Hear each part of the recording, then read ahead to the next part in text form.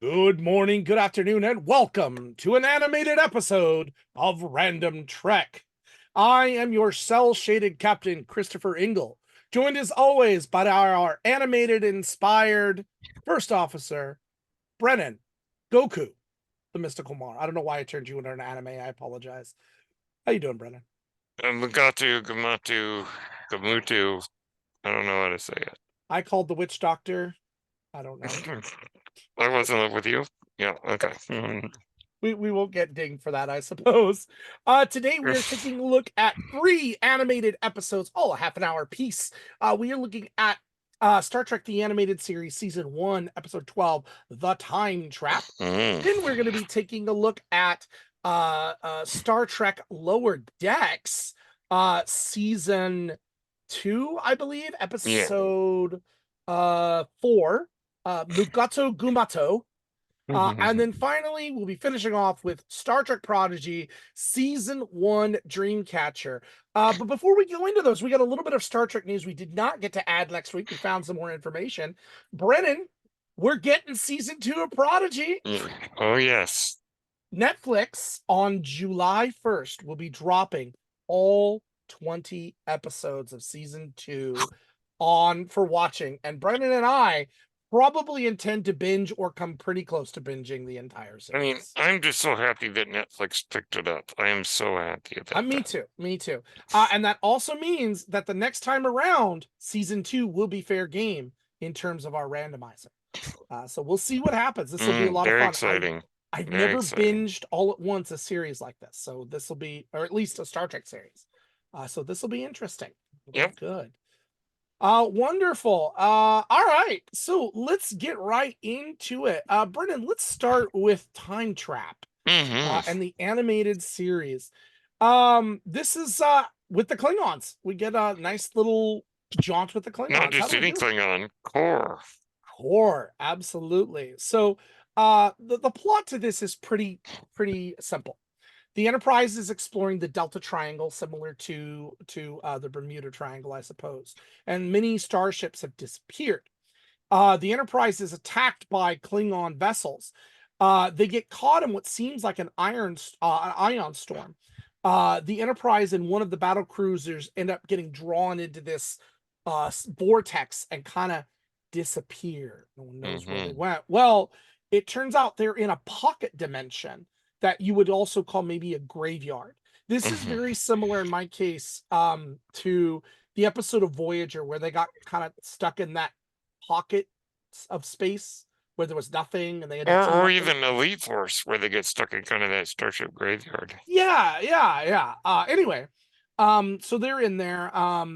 Kirk and the crew find the descendants of the crews of these other vessels that are still alive and kind of form the government they call the Elysian Council. Mm-hmm.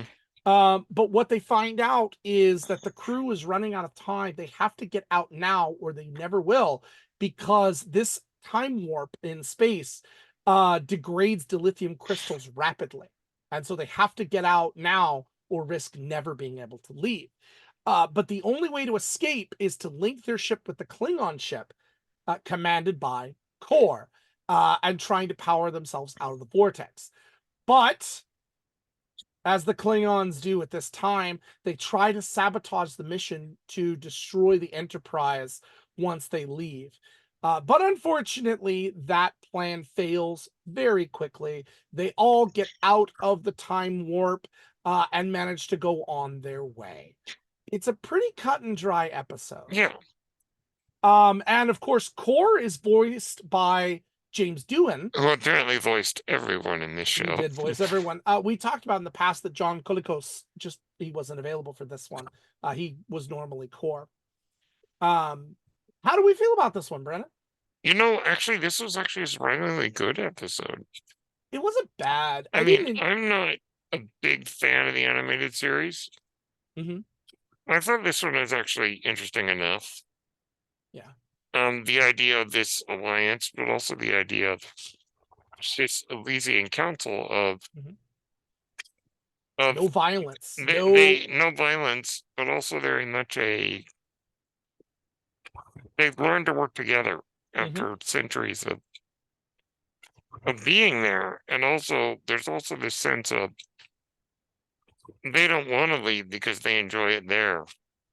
Hmm. I do find it to actually be, it's very simple, but I Hmm. do find it to be not that bad, really.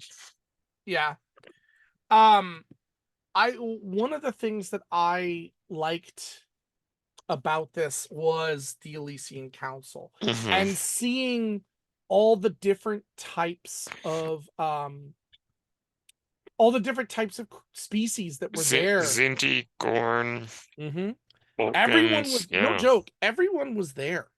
That it seemed, it just amazed me to see them all working together without a problem. Hmm. Um, I love the concept, but it was just so kind of a matter of fact Hmm. that it kind of ends a little abruptly. And of course, when Yeah, you're dealing with a I would argue 25-minute that. show, I would argue that, yeah. yeah. But Um, yeah, no, but I think overall, I mean, this is definitely not one of their worst. mhm, yeah. It could have been so much worse, and we were lucky that it didn't, which I'm very happy with. Uh, yeah. I'm trying to see the number of species that were there. I'm just for posterity's sake, who was in the council. It seemed to Uh, change up every time they met. Mhm. it did, but isn't that animation at the Well, time yeah, so that much? animation, yeah. Yeah. Interesting to actually see an Orion girl actually being like important to the story. Hmm. Yeah. I mean, yes, she's quite beautiful, but not used just for the sex appeal that they usually Mhm. do. No, yeah. That surprised me too. But then again, for what we know about Orion females, kind of makes more sense after a while They're when you actually think more about it. cunning than we might like to give them credit Hmm. for. Yep. But the ruling council is actually made up. It doesn't have a list, but it's Hmm. 123 races across the universe Yep. and is over 1,000 years old. Yep. And also the idea of they are not going to force the Enterprise to stay. Hmm. As But long as they're the advised. Enterprise does not break their laws, Yep. then they can do whatever they want. The leader of the council is a Romulan named Zarius. Okay, he was Romulan. Mhm. Always thought he was Vulcan, but Makes sense. since they're the same thing, you know. It's Same side of the coin. But yeah, there was a Kazinti there. I, a lot of different species I interesting looking saw. insectoid creature, and yeah, Hmm. Who are the? Oh, I'm trying to think. There was an Andorian. I there was a know I saw an Klingon, Andorian. there was a Um, Gorn.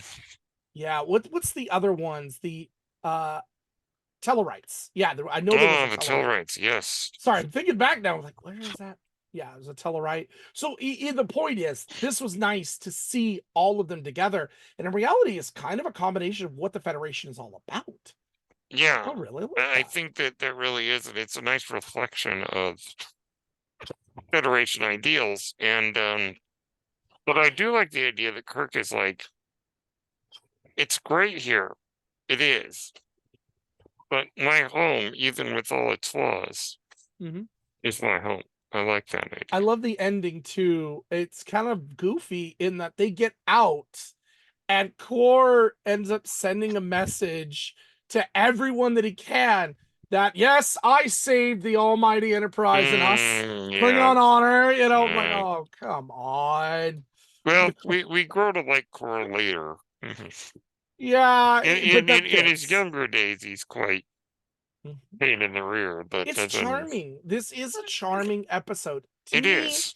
it isn't as great as the one where Spock went back in time and redeemed Oh yeah. himself. Oh yeah. That right now is the top. Yesteryear. But it is not insulting. This is not like boring. I hate it. I love the ideas that we see here. And I think we would later see this in better setting in Voyager. Voyager, that Caesar True. 7 episode True. really reminds me of this. So Yep. I like But that. yeah, all in all, good episode. I'd say watch it. I agree. Definitely worth watching. Doesn't take a lot of commitment and time. I enjoy this. This Yeah. was good. This is only the second of 5 appearances of Core, by the way. Yeah. Only the second time. I was so Yeah. surprised. Yeah. Anyway. All right. Moving on. Okay, so the next one is Lower Decks Mugato Gumato. Hmm. So I have to preface this episode. Oh boy. This is a dirty, dirty, dirty Yeah, it is. episode. It It is. is, but I always wondered, why did they call it Mugato Gumato? And during the episode, they never say the name of Mugatos the same. Yes. So apparently, when we got Mugatos in the original series, they never got the name right. They kept saying it in different ways. Yeah. So they just carried on that tradition here in Lower Decks. And also Mugato Gumato, tomato. That's Yeah. kind of a yeah. Yes. So Let's call the whole thing off. Yeah. In this episode, so Boimler and Rutherford learn from the Cerritos bartender of all people that Mariner might have been a Section 31 spy. Might.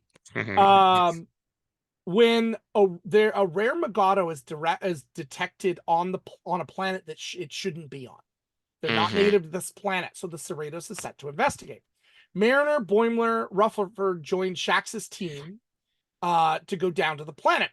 They discover that the Ferengi, there are these 3 Ferengi that have a lot of Mugatos being captured, and they're selling them and harvesting the horns. Very reminiscent, actually, of real life, where rhinos and elephants, rhino horns, but elephants, I'm going to count it in here too. Yeah. Elephant tusks, yeah. These creatures are killed. In fact, one of the Ferengi we see wearing a small Mugato pelt with the horn on. Anyway, so the away team gets kind of nuts and attacks the poachers, and the Mugatos are released. But Boimler and Rutherford get lost, and they see they see Mariner allegedly attacking Shax and biting him and sucking his blood. Yeah. They freak out and run. So as they do. The Ferengi buyer kind of attempts to escape, but is captured by. Actually, he's not a Ferengi. He is the buyer, but of the Ferengis. But anyway, he makes and it to these the Ferengi Cerritos. are going for the last outpost era. Yeah, looking Ferengi.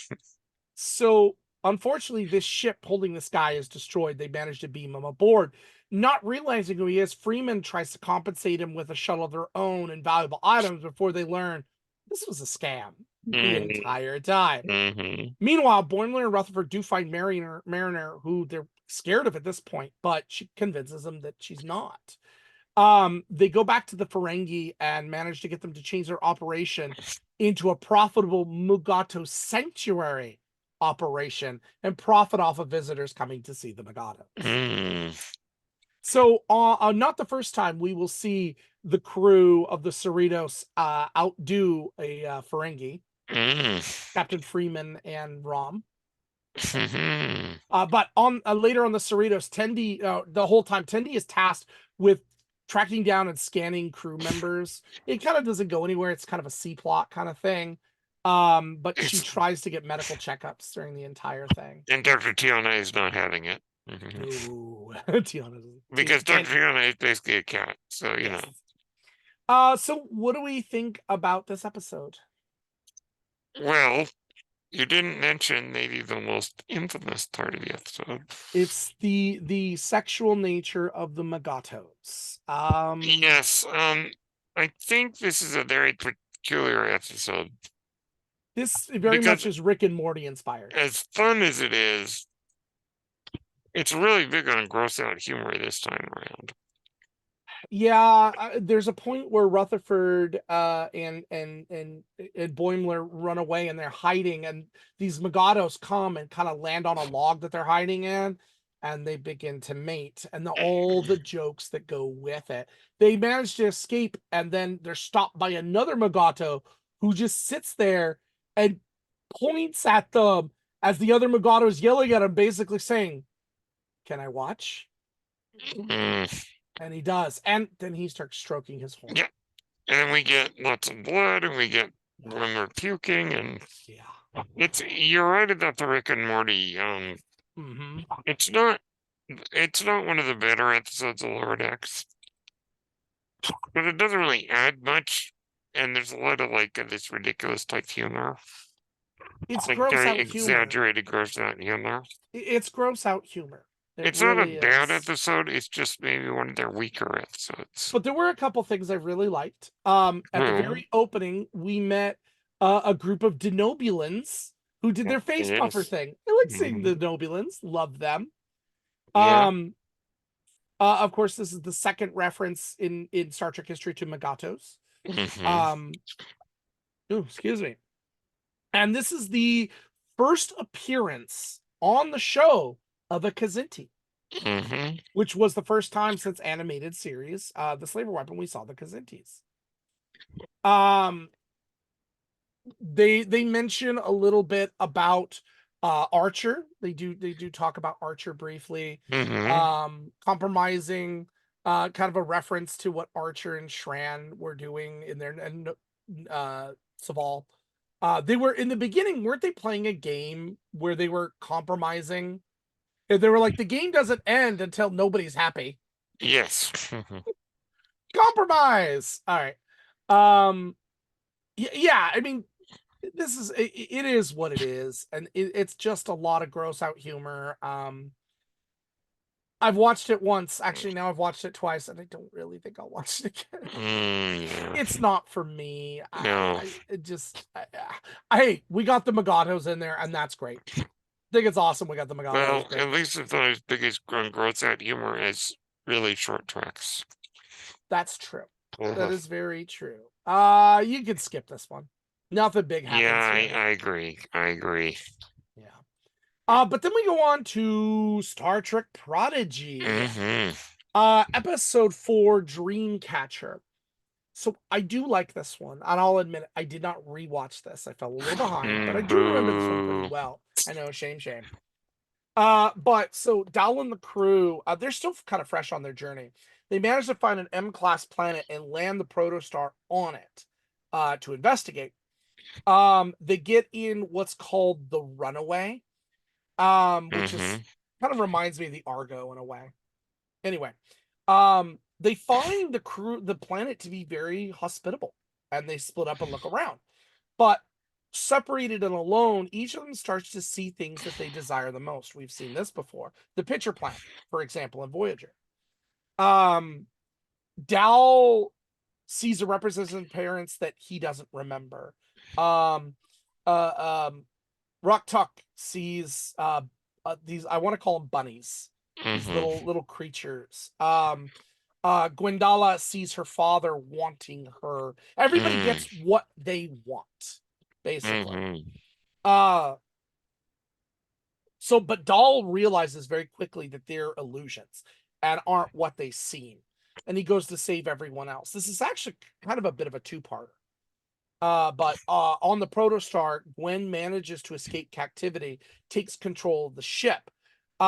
She manages to get out with Murph, however, because the planet attacks the ship, throws the ship 10 kilometers away, and she gets out.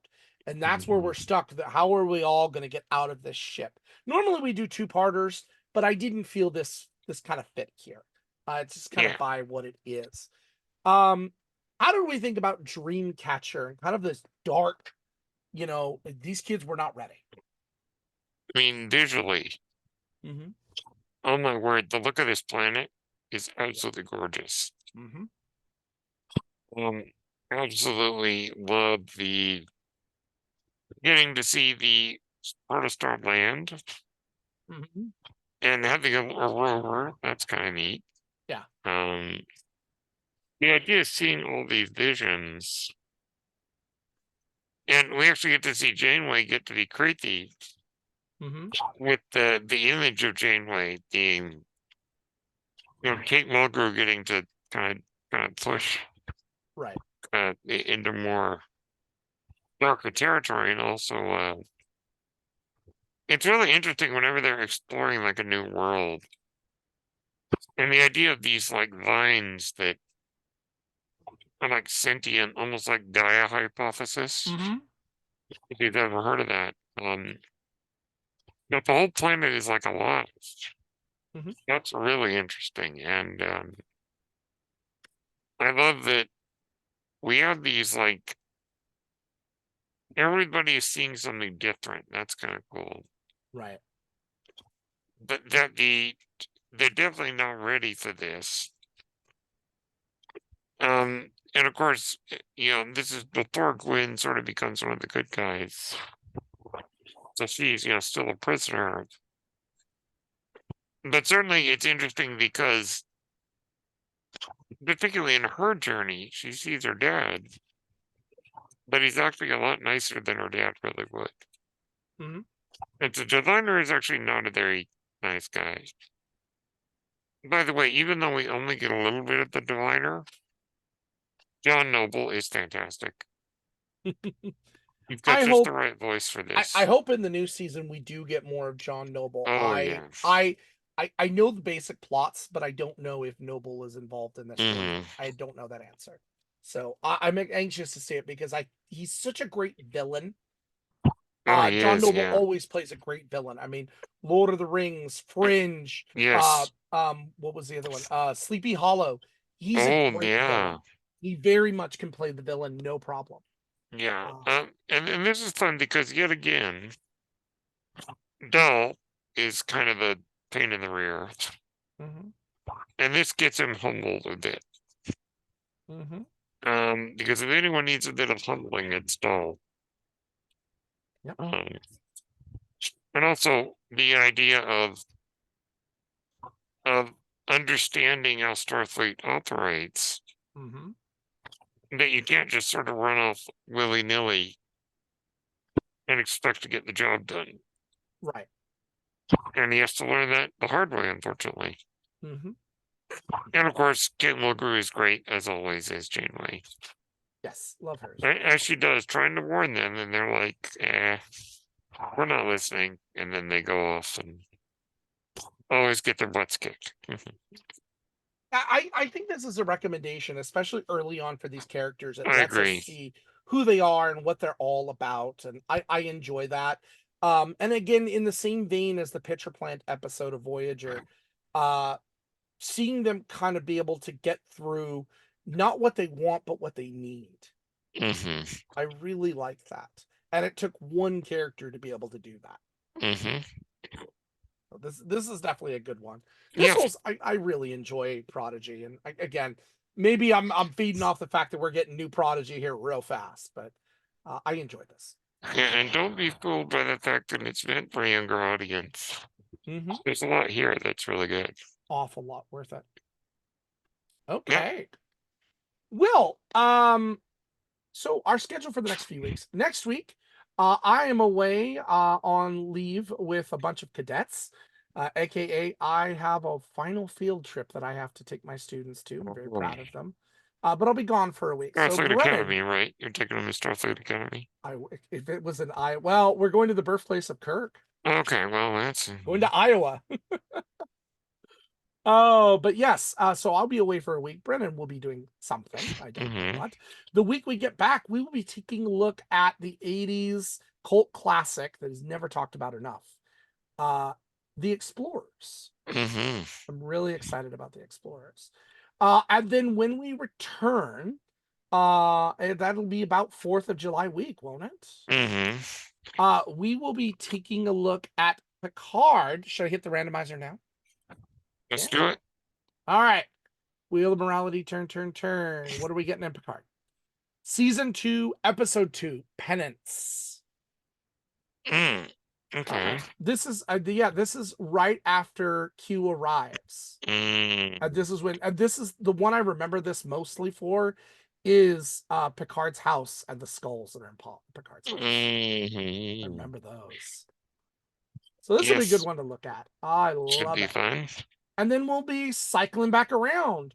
And so for the future, Brennan and I have made a decision that since Discovery and Strange New Worlds, for the first 2 seasons of Discovery anyway, take place in the same timeline, because they're both shortened seasons. We don't have a lot of episodes with each of them, so we don't run out. We're going to combine them together in terms of the randomizer. So On a week that we would be looking at either Discovery or Strange New Worlds, you'll get one or the other. And it'll be random, we don't know, but that's what we'll be looking at in those weeks and combining them together. Indeed, you do. Awesome. We'll get more Captain Pike. I love Captain Yes. All right, so a lot coming down the line, and we may even have a bonus segment. Brent and I are talking about doing a live remote. We never do these things. Maybe. Maybe we're talking about it. We'll see what happens. But Brennan, where can the people find you? Well, you can find me on Twitter at Brennan Mystical. You can find me on Threads and Instagram at Brennan Blue. Facebook and Blue Sky Brennan North. And on YouTube at Page Turners They Were Not, where you can get this show and my other show and my Star Wars show. And wherever you get your podcasts. And you can find me on Twitch and Twitter at Ingle1984. And as always, we end every episode. Kapla! And live long and prosper. Peace among us.